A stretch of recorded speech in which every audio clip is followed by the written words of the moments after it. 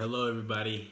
Tonight we read from Proverbs 17 and Mark 3.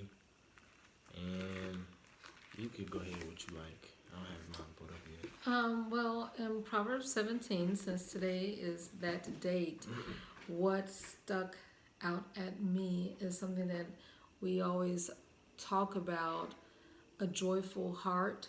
And having watched the Democratic National Convention, they were talking so much about healing and coming together and restoring. And that was the theme for this evening for myself personally. But this says, a merry heart doeth good like a medicine, but a broken spirit.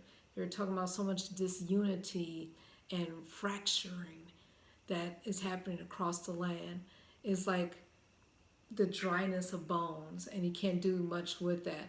Or the depression drains one's strength when we do not have a joyful heart, when we do not have resilience or hope. And hopefully our hope is rooted in the promises of God, whoever is in office. But it was very inspiring listening to so many of the speeches, not only former First Lady Michelle Obama, but so many brought forth words of comfort and cheer and looking toward the future. What spoke to you in Proverbs 17? I like that scripture too. Positivity and like a good spirit can go a long way, and can open a lot of doors for you because people, they genuinely mostly like being around people like that. But moving on to Mark, I like verse 25. If a house is divided against itself, that house cannot stand. So I like that because it is what it is, like exactly what it says. So if there is like some division, and not like your house, but like with anybody, like it's better to find a middle ground so you can like get over your differences and keep moving forward instead of wasting time being divided.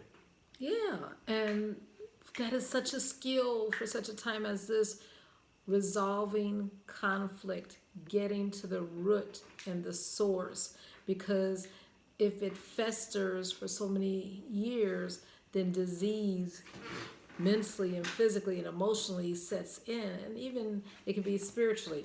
A scripture that spoke to me, talking about wholeness and unity and strength and health, is verse 5 when Jesus restored a man's hand.